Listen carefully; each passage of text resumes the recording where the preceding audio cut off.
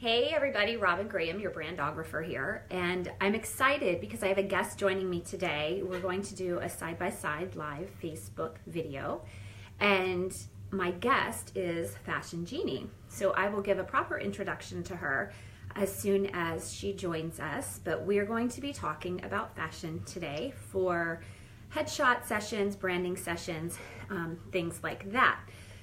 So, oh, Jeannie's here, so let me add her in. Let's see if this will work here. Let's see. Add Jeannie. Joining us any second. It takes just a second for the video to load whenever there are going to be two people. So it's flashing adding, so she should be here any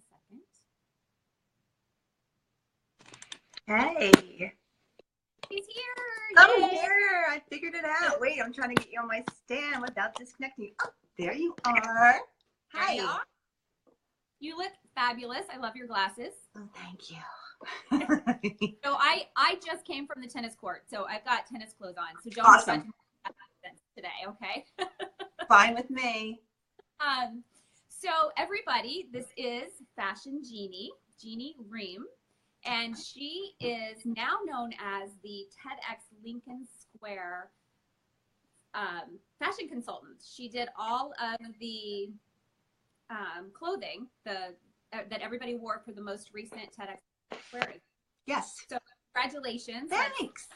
And everybody did look great. I saw all the pictures and everybody looked fabulous. Oh, thank you. It was such a great event. It was so inspirational and so moving and wonderful connections, and the whole vibe that Trisha and Jamie put together was just incredible. So that's awesome. Yeah. Eventually we're gonna get there. Hi, Dana. Okay, so Jeanne, let's get started. Yeah. So I would love for you to tell my viewers, my fans, my audience, my clients, some tips about what to wear for headshot sessions. When women tend to come into my studio, one of the first things out of their mouth is, can you make me look 10 pounds lighter? They want to also be 10 years younger. And I say, I'm not even, but I'll do my best. So anyway, do you have recommendations for people who are preparing for a headshot session, or even people who are in the professional environment to maybe do a TED Talk or maybe do something to help them look slimmer? Okay, well, or like for me, with headshots, I'm thinking more like the neckline. Yeah. I'm taking these off. They drive me crazy. A few things. I think the most important thing specifically for a headshot is you have to consider the neckline, and for women and for men, really. But you know, I specifically wore this to show you what I'm talking about. I have a long neck, and I can get away with more of like a blouse that is cut along the neck, more like a boat neck type thing. I can wear heavier jewelry because I have more room for it to sit. Okay, so and I have a lot of clients who ask me a lot about accessories, but there's many women who have a really short neckline. And you have to be really, really careful because you're just going to look very stocky and kind of like scrunched up because you don't have all this room to play with. So what I would recommend is an open neckline, perhaps a button-up shirt that, you know, falls appropriately open. And, you know, like the shawl neckline sort of draping type thing. No turtlenecks. I just don't think ever. I think that's very dated. Yes, I agree. And although I love turtlenecks in the winter, yes, I just don't think it's not flattering. And it does, like you said, it shortens the neck. So people look like their head is sitting right on their shoulders. Right, exactly. And you need to take into consideration the color of what you're wearing. And I think that needs to go hand in hand with the industry that you're in. I know for spring that they have some beautiful colors right now, deep reds, beautiful violets and purples, and deep oranges and yellows. And while they're all just really beautiful, some of you just can't wear them. Yellow is really hard to wear. You have to have a very deep skin tone, something, if you have more yellow in your complexion, it's just going to look really, really bad. And so, like your industry, if it's more conservative and your headshot is for, let's say, for financial business or for an accounting business, something like that, you're going to have to be pretty conservative. I think like bright red, maybe it could work, but you just have to be really, really careful. So yeah, I usually tell people more subdued color is better, and definitely no wild patterns. Just because that takes away from their eyes and their smile if it's if it's distracting. Yeah. But so like for example, this week I had a client in and she's gorgeous, absolutely beautiful. But in her mind she's over. And I think we all have a different perception of our body type and whether we're overweight or not overweight. And some people obviously are more sensitive than others. But she wore, the first top she wore was this beautiful blue, and it was a V-neck.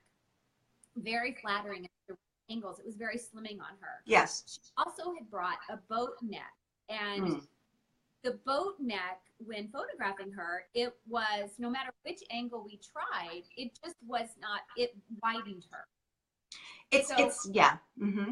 It's the lines. You have to be really, really careful of your lines, because subconsciously, when we're looking at something, if we're cutting you off like this, it's not as flattering, because it's like you see this and then you see this. It's almost like visually you're looking at this block and you're looking at this block without you even really knowing it. But if you have something that's cut like this, your eye is just naturally going to go up the neck and up to the face. So it's strange and it's crazy how your brain works, but that's what's going on there. Yeah, it's fascinating. And it is. Obviously, as a photographer, I work with the light and the angles of the light, and then the angles of the pose as well, for the most flattering and everything. But it really does make a difference as to what you wear. And you mentioned briefly jewelry and accessories.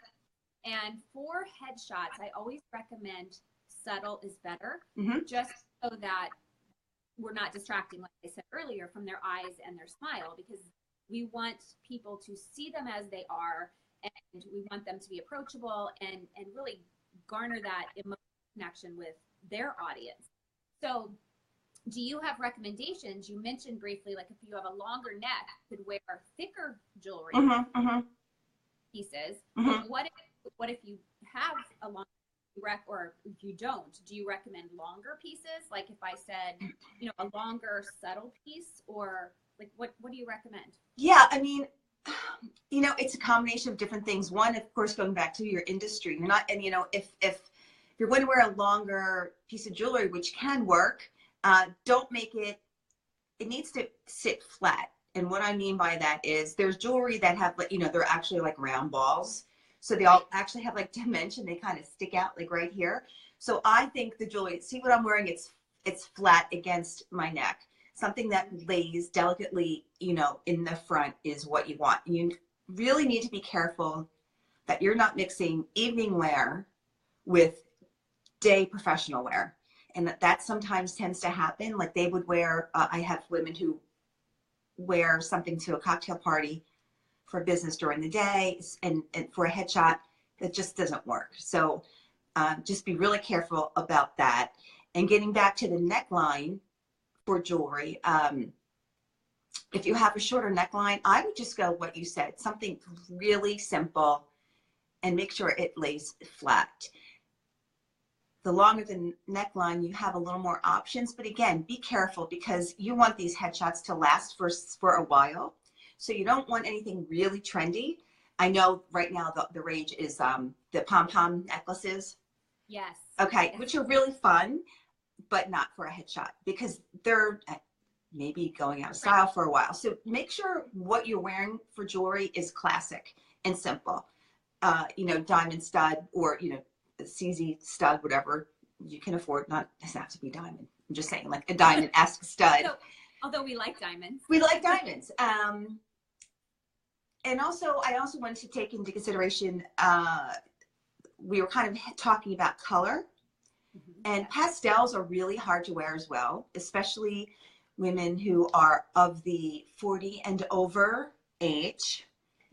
Unfortunately, time is not really nice on our complexion, and we tend to get a little ruddy, unfortunately, and a little gray looking. So if you're wearing pastel, it may really wash you out.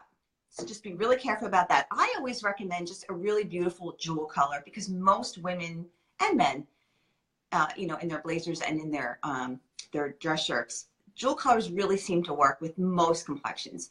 And they're also timeless in color and work appropriate. Jewel colors like blue as in sapphire, red as in ruby. Yes. Green emerald. Yes. Yes. Okay. Yeah. And yeah.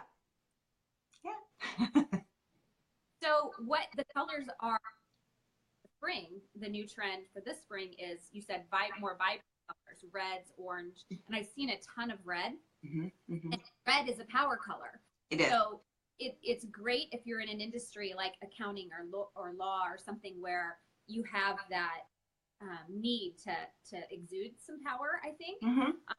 Red too, I think, is hard to wear with certain hair Yes, colors. it is. In fact, I was with a client yesterday and we tried on some of the red, and her complexion had a lot of red in it. And like an orange, sometimes color you have, you know, in your complexion. It just kind of didn't work. But how you can fix that is throwing a blazer on top of it. So, you know, you're not all red or you're not all orange. I mean, I love orange, but it may just be like too much orange for a headshot. So to tone it down a little bit, throw a really great blazer or a cardigan, or, you know, depending again on your industry and what it dictates and what you can wear. And now I remember back when I was in the corporate world, blazers were huge, and then they kind of went away for a little bit, and now they're back. So what, as far as body type and wearing a blazer, as you know, short blazer versus long blazer, hitting right at the waist versus a longer blazer, what do you recommend in terms of, if you're tall and thin? I'm thinking you can wear a shorter blazer easier, but but what happens if you're shorter and stockier? Oh, if you're shorter and stockier, I would recommend a blazer, a shorter blazer for sure. Because again, what I had mentioned before about your eyes and what we see, if a shorter person has a long blazer on, and I'm talking about a blazer that maybe hits them right at the hip line, right, or a little longer, all you're going to see is blazer. And they're going to look really short, and their leg line is going to look really short. So you can't go wrong with the blazer that kind of hits at the, I say like right at the hip bone or right below the hip bone. That being said, there are a lot of other components that go into it as far as proportion and structure. So that's a whole other kind of ballgame. But yesterday I had on, now I'm tall, I'm 5'7", and I also had a boot with a stack heel. So I was able to wear a jean with a longer blazer that came down past my butt. And that worked because I was also added height to myself because of my shoe. So again, it's kind of tricky, but once you figure it out, game over, then you know what you're doing and it's all good.